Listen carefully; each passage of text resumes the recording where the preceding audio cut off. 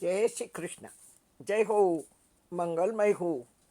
માનવ શરીરમાં પ્રભુએ આપેલી આ ત્રણ પ્રચંડ શક્તિ, કામ, ક્રોધ અને લોભ, જેમાં ગુણો પણ છે અને અવગુણો પણ છે. સામે ભગવાને માનવને ઈચ્છા શક્તિ, વાણી શક્તિ, વિચાર શક્તિની પણ ભેટ આપી છે કે તું જે ધારે તે કરી શકે. રામ બનવું કે રાવણ, કંસ બનવું કે કૃષ્ણ, તારા હાથમાં છે. અને એ બનવા માટે તારે વિચાર કેવો કરવો એ તારે વિચારવાનું છે કે શું વિચારવું એ તારા હાથમાં છે. જેવો વિચાર કરીશ તેવું જ કર્મ કરીશ, તેવું જ કર્મ કરવાનું મન થશે. જેવું કર્મ કરીશ તેવા ફળો મળશે. ફળથી જ જીવન જીવાય. મૃત્યુ બાદ ફળ ભેગા થયા હશે તેનાથી જ જન્મ મળશે. એમાં ભગવાનનું કંઈ જ ચાલે નહીં.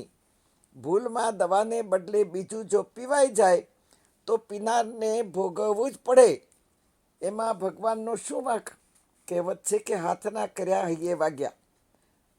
આપણી અંદરના બળબળતા કામના અગ્નિને શાંત કરવાનો છે.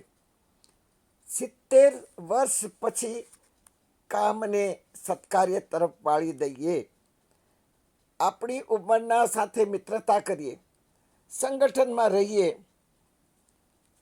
અને જીવનમાં હવે શું ખૂટે છે એની તપાસ કરીએ.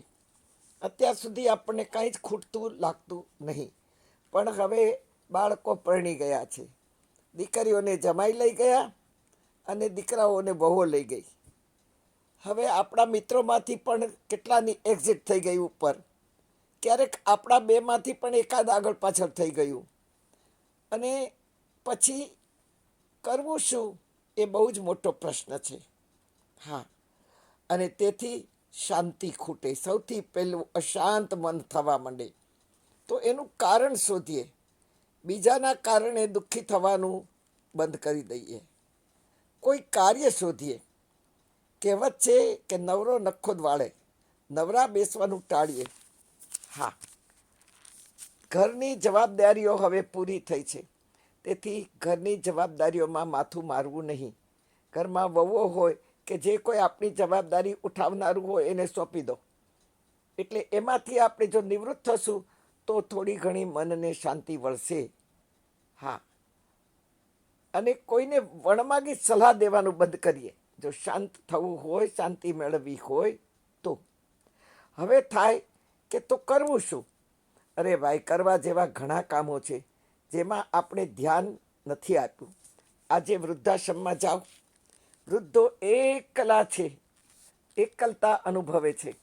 જાઓ, અઠવાડિયે મહિને એકાદ વખત જાઓ, થોડી આપવીતી સાંભળીએ, આંસુ લૂછીએ, એમને જોઈતી વસ્તુઓ, અનાજ, વસ્ત્ર વગેરેનું વિતરણ કરીએ. આજે બાળકોના ચિલ્ડ્રન હોમમાં મા બાપ, દાદા દાદીના પ્રેમથી વંચિત કેટલાય બાળકો છે. એને પ્રેમ જગાડવા માટે જવાનું છે. ઘરમાં બધું જ હોય છતાંય મન ઉદાસ, બેચેન, લાગણીહીન કેમ થઈ જઈએ છીએ આપણે? કારણ કે આપણી પાસે કોઈ કાર્ય નથી. મનને એમાં જોડી દઈએ. મન બાળક જેવું છે. જો નાના બાળકને સાંજ પડે તો પણ એને સાયકલ ચલાવવી જ છે, સાયકલ મૂકવી નથી. એને સાયકલ છોડાવવી હોય તો એની સામે બીજા રમકડા ધરી દો, કોઈ ખાવાનું ધરી દો, કોઈ એના હાથમાં કંઈક મૂકશું તો એ આગલું છોડી અને દોડીને આવશે, તો સાયકલ છોડીને દોડતો આવશે. તેમ મનને તું આમ નહીં કર, નહીં કર એમ નહીં ચાલે. મનને કંઈક પકડાવવું પડશે. મન કંઈક પકડશે તો આગલું છોડશે.